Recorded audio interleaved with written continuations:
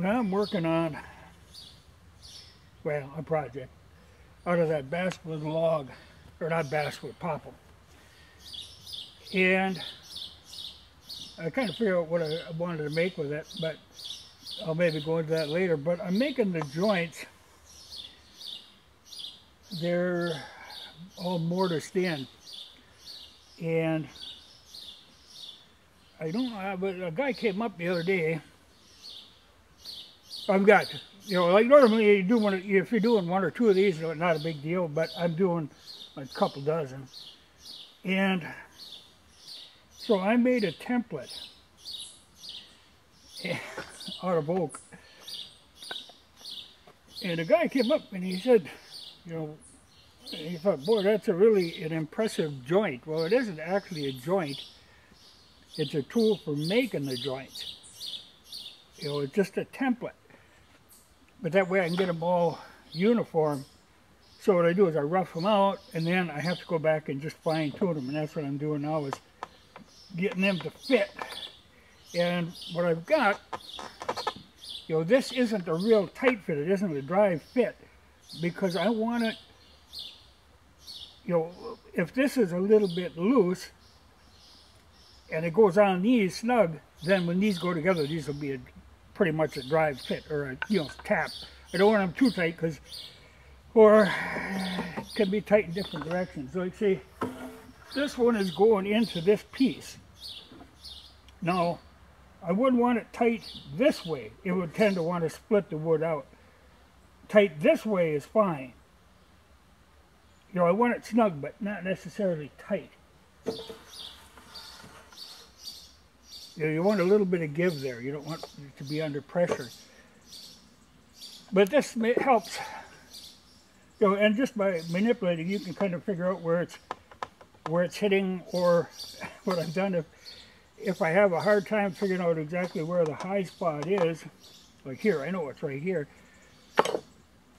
But, you know, I talked about that ochre. Well, if I actually just put a little bit of that ochre powder on there, then when I run this on, it'll rub off on the spots where it's actually hitting. Kind of like machinist glue does on metal. So I know just where I have to take it down. But it's kind of funny. I've been working with a guy, a mechanic, trying to fix the fuel injection on the grader. And now in theory this guy knows what he's doing, but it's one of these deals where sometimes people just bluff. And I see that a lot on YouTube videos, where if they don't really know what they're doing, they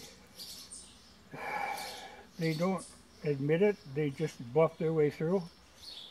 You know, because it became pretty obvious to me right away that this guy is a parts replacer, where you just keep replacing parts until it works. You know, you don't actually diagnose the problem, you just keep replacing parts.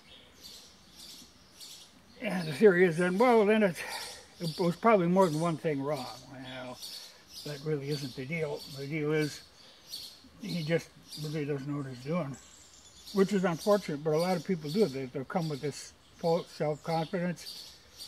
A thing like this I see all the time in YouTube videos, where somebody, it'll be a how to do this or how to do that video. And they'll, you know, you watch a little bit and all of a sudden it dawns you, they have no idea what they're really doing. They're just bluffing, you know, just blowing smoke. It happens real often. You know, a lot of times people think, you know, if you take a class, well, you take a week or 2 week class in something, and then, oh man, you're an expert. Then you could start teaching classes. It really doesn't work that way. You know, out in the real world, like it used to be, stuff like this, any of this stuff, you worked as an apprentice for a while, and you actually learned it. You didn't learn how to bluff your way through. You learned what was going on. Doesn't seem to work that way anymore. I used to run into it all the time I would go into Best Buy. I used to work on computers a lot, and I'd go into Best Buy looking for a certain part.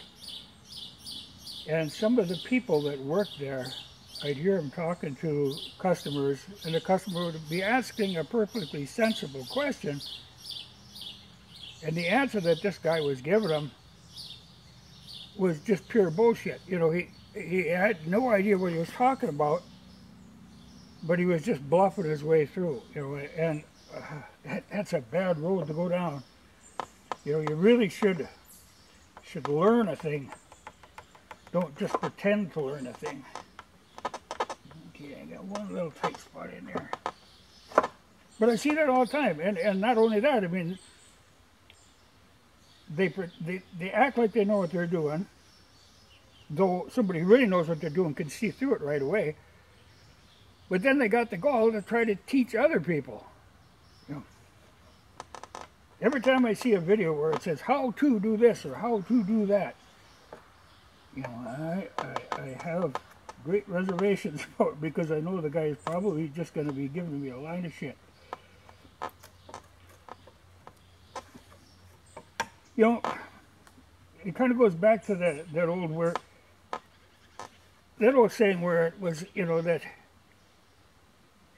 if you know how to do something, you do it. If you don't know how to do something, that you teach it. And that's what I see happening all the time.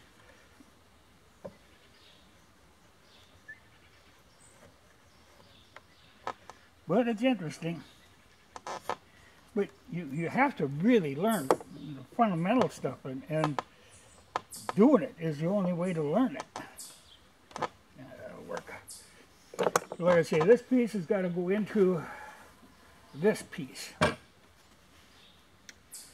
And that's where, you know, that template works for the tongue, and this has to go in here. Like I say, I roughed them out. Now I got to do the fine finish on them. But these templates really, really help. And not just, like I said, just oak with good old pine tar on it to keep them, because they've got to be stable. I can't have them shifting around. Oh, and talking about that, like this, well, okay, you can see this has got that red on it from where I was doing that little test deal. After I did the test deal, I ran the piece, you know, with the ochre. I ran the piece through the planer, because that'll tell me how deep it went in, and I really like that stuff really penetrated.